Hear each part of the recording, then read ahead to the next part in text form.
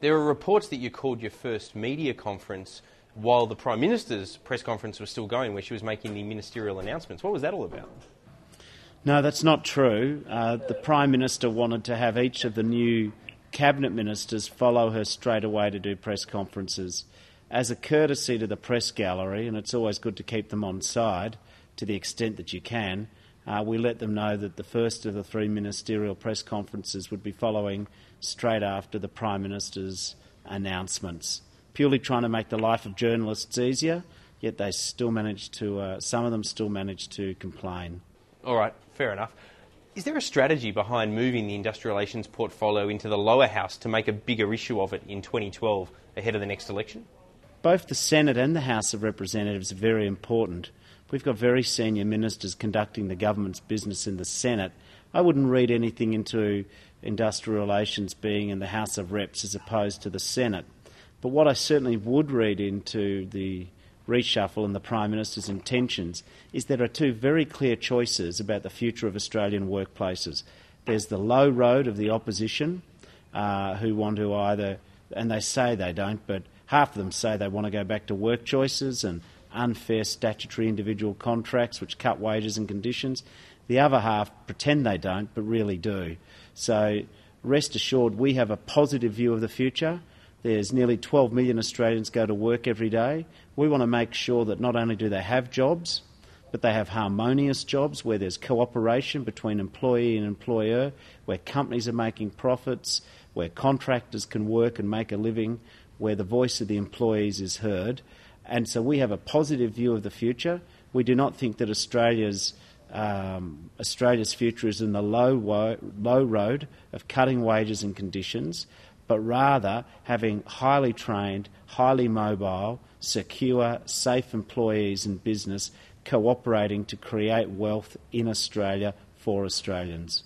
Does the Fair Work Act need a little tinkering in your view?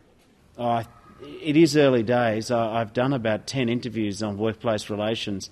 I haven't actually been sworn in yet. The government committed to do 2 years after the introduction of the Act, of the legislation, to do a review. That process is underway, and we'll be hearing more about that in the very near future. But if you're going to ask people to review something and you're going to invite people to make submissions, I think it would be arrogant of me to start saying what the outcome should be before all the participants have had a chance to give their opinion.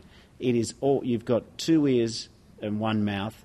I think you should listen to talking in that proportion. You should do much more listening than you should do talking. Now's not the time for me to talk, but to listen.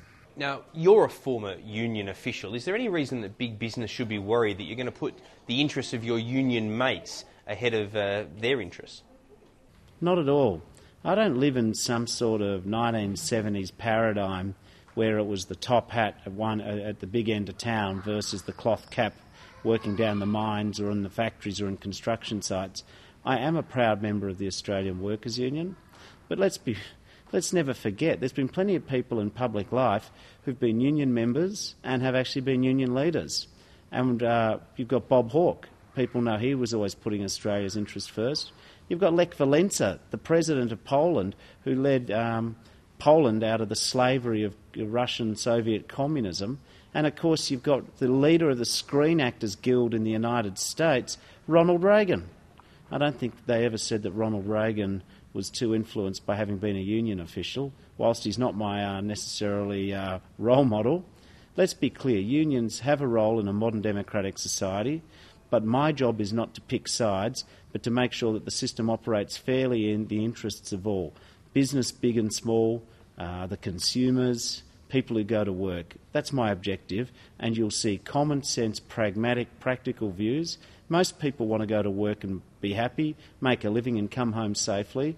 They don't just live to work, they want to make sure they've got a life outside of work. Most Australians know that they're going to live longer than their grandparents did, so that they want to have enough money to retire on. Most Australians, I know that they're going to have more than one job in life. I mean, Peter, you're the classic example. Your career's remarkable. You've had a few different callings, and who knows where you'll end up. And I think you are representative of what happens in Australia. And I want to make sure that all of us are as mobile and resilient so that we can all enjoy a range of satisfying, interesting jobs, which means that we can pay the bills, look after the kids, have a bit to spare on the holiday and a bit of recreation, pay the mortgages, and also retire with some degree of comfort. That is my future world of industrial relations. We'll obviously see more of you in question time now that you've had this promotion. Do you think that you need to sharpen up your question time skills? Well, there's no doubting that you're a statistician and watch the parliamentary question times very keenly.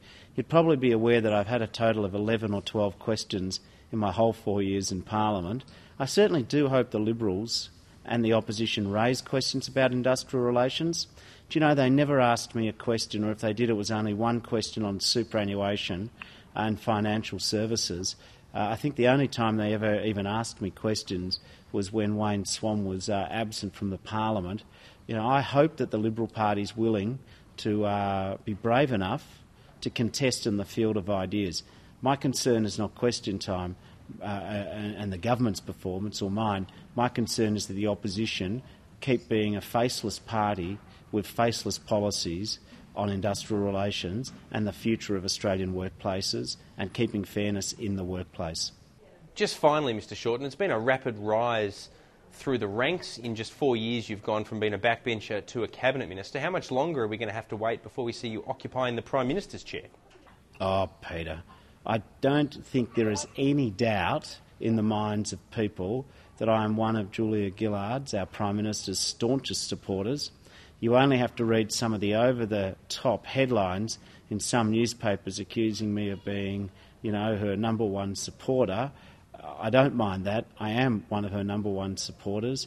My job is to make sure that we keep having good, fair workplaces where there are jobs created by hard-working employers, where those jobs make sure that people have a say at work and don't get ripped off. We don't want to be the generation of Australians who hands down to our kids and our grandkids lesser conditions than what we inherited. But by the same token, simply saying no to change, that we can't adjust, that we can't update a modern economy, that would be equally foolish. All right, we'll leave it there. Thanks very much for joining us on Showdown. Thank you.